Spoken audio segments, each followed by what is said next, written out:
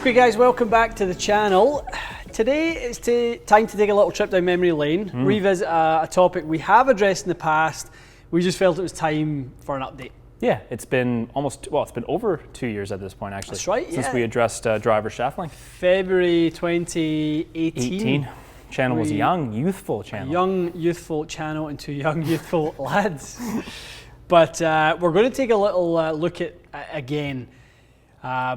It's still a trend, isn't it? It is. The tour length driver, and I always chuckle when I hear the tour length driver because there really aren't many people on tour who are playing drivers as short as these 43.5 inch tour length options. It's a rarity, obviously. Like it is. Ricky made it Ricky, popular. Jimmy Fowler, and there are a few. Yeah. But the reality is the average built length on tour right now is over 45. Is that right? It's actually about 45 and a quarter. I didn't know that. Last time I'd heard. Okay.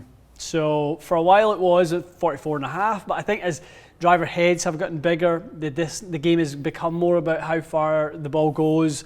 We all know the benefits of that. It has stretched out a little bit. Definitely. Looking through the manufacturer specs of the driver we're going to hit today, the Maverick Sub-Zero, Freaky Deaky. Freaky Deaky. It comes as standard at 45 3/4. It's long. Most companies are above 45 at standard. Is that fair to say? 45.5 to 45 3/4. Some are even up at 46.5 in some of their options. Now here, unless otherwise stated, we always test at 45 inches and you always fit drivers at 45 inches. That's right. Unless we see a reason to go away from that, whether it's you are so consistent you could benefit, and when we give you longer clubs you swing faster and maintain all the consistency on your strike, etc. Yeah. Or you are really struggling with strike control and we want to shorten and make it heavier, those types of things. So really guys, what we're looking for is what are the benefits of doing this? Yeah. Are you going to see a sort of pick up in accuracy? Are you going to see similar distance but going to hit a few more fairways, etc.? So let's dive back in. It's been a while. Yeah, I don't think it's going to be a case of what people think shorter is always better and accurate for everyone. I think you'll see a change in some patterns, and then you'll have to pick which pattern suits you. Exactly. Okay, so let's do the standard to start. Okay.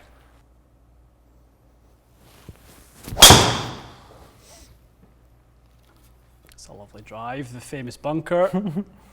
It'll be in play. Splitting them. Not a fairway, but in play. Yeah, well hit. It's going to skirt past that bunker, or is it? Yeah, it's similar to the last one. Exact same shot twice. That's nice. Good. Very nice. So quickly to run over the specs, Matty. 45 inches, D3.6 in the swing weight. You're using a leather grip by Best Grips today, so it is a little bit heavier in the grip. So we know you normally, this driver with a standard Tour Velvet on it was D4.8. Okay. So 4 grams heavier in this with the weight. So playing a little bit lighter. Yeah, no, it feels good. Feels balanced.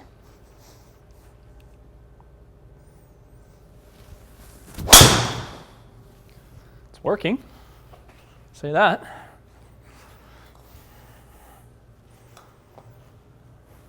A couple more.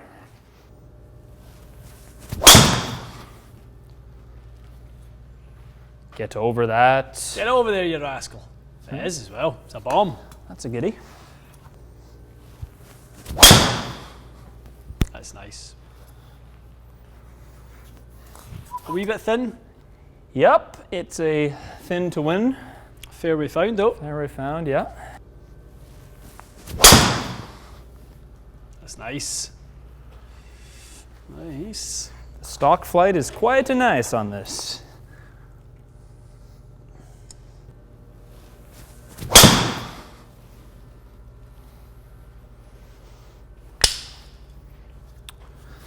It's a lovely selection. All right, Matty boy, we are now playing 43.5. We're exactly the same swing weight. We had to add some good weight to get it there. It's an important point. I mean, if you want to take an inch and a half off, you better have someone really that has all the custom weights plus lead tape or hot melt, obviously. No one knows that better than yourself. Ping eye 20. I know. Yeah, it's true. Yeah, if you're a moron like me and you want to play a driver at C8, then do it yourself. So I'll be really curious as to how the shaft sort of changes, how it feels. Yeah. Let's take a little look at Okay, all of that cool. stuff. Definitely looks a little funny. It looks like a child's driver. Looks like a kid's driver.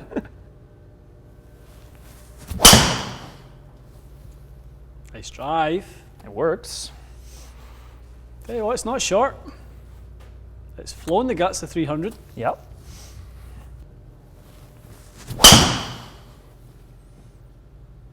I know, but if Interesting what's happening so far. could be. Definitely could be.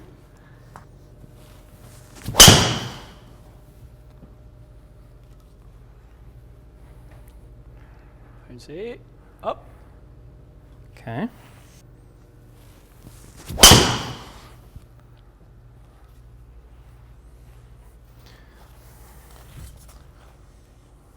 Another fairway found.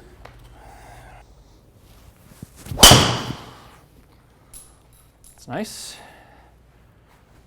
Stay in, ball. Stay in. Yep. Oh, yes.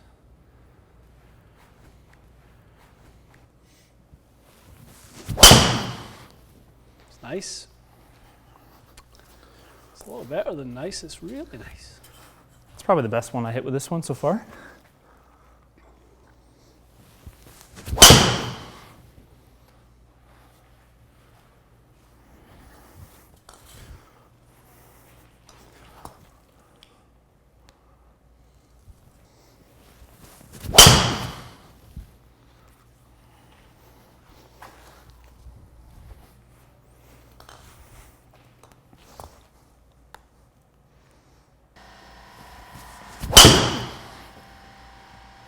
Really nice, dude.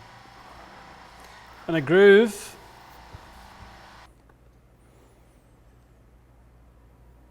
Well, that was pretty conclusive, and I would say the test went as you may suspect it would. I guess sort of the traditional thought about shortening your driver shaft, the things Yeah. that should occur, definitely seemed to occur. A strike pattern I felt like was So let's round them off.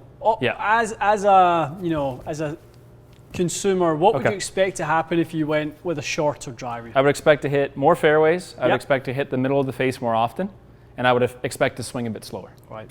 So let's look at the table.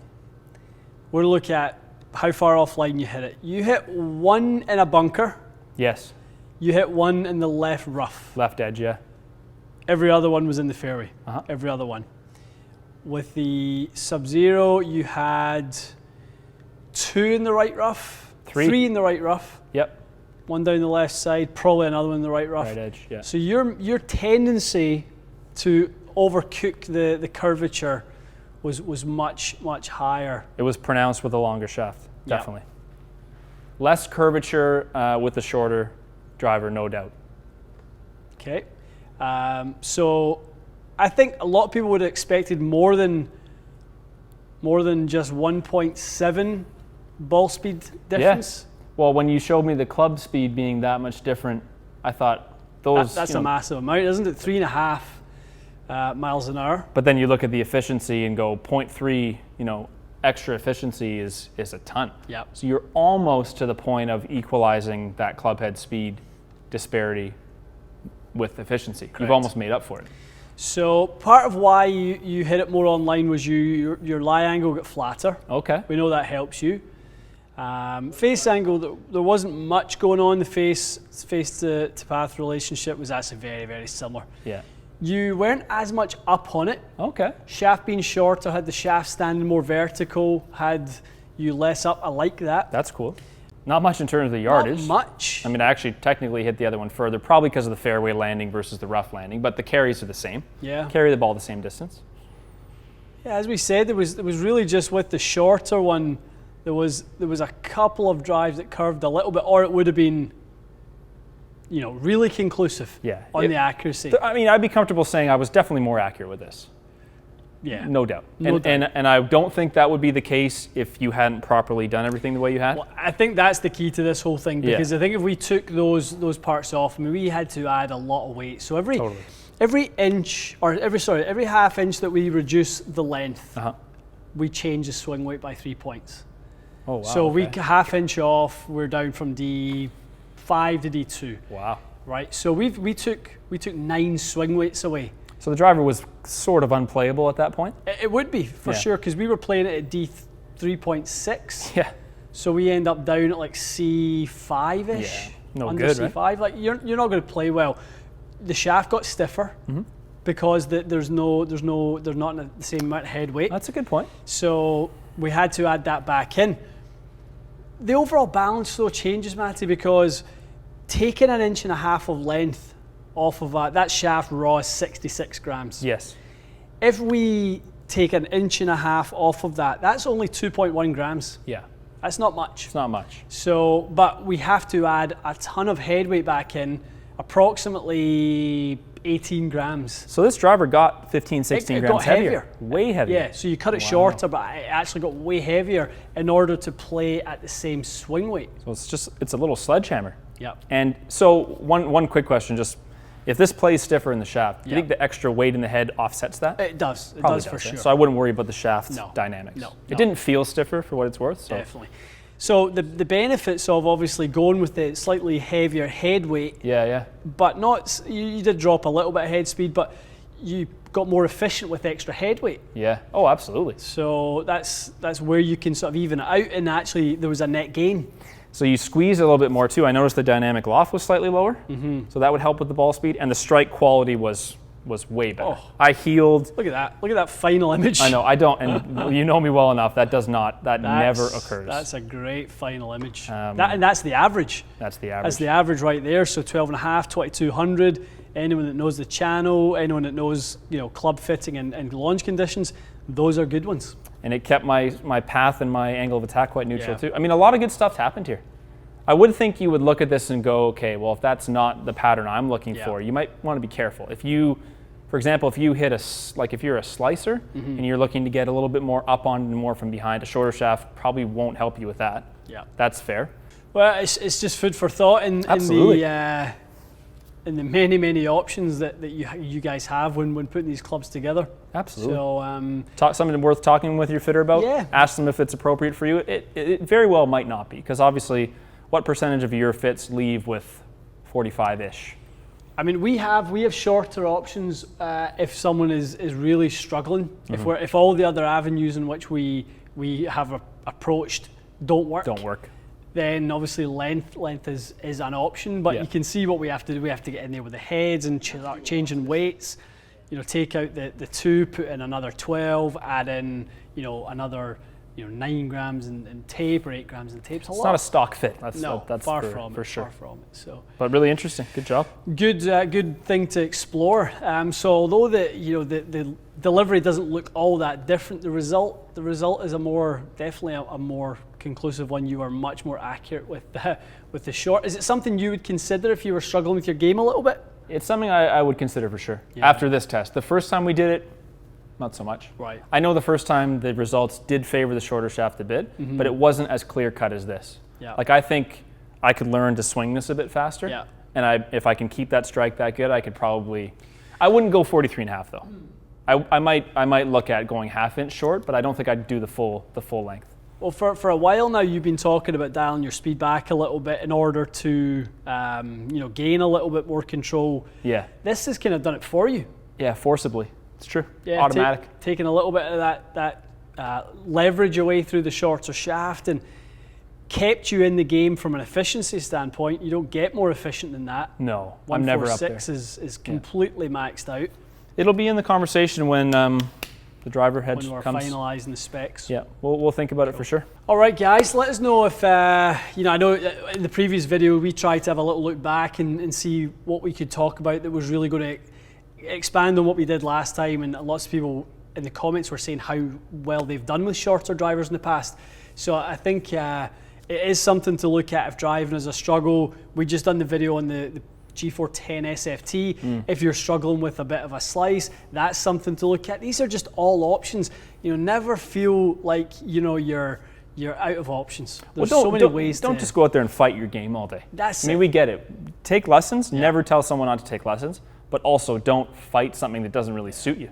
If you can make an equipment change and do something like this, why the hell not? Yeah, but don't just do it and cut the shaft and do it with someone who knows where to put the weight in order to sort of equalize what they've done. It's a proper process. We were in the build shop for 10-15 minutes. You got everything dialed in perfectly, and that's why that performed well. I'm confident it would have been pretty crap otherwise. Yeah, interesting stuff. Okay, guys, let us know if this is something you've tried and has worked or has not worked. Either way, we'd be curious to know. All right, we'll see you again soon.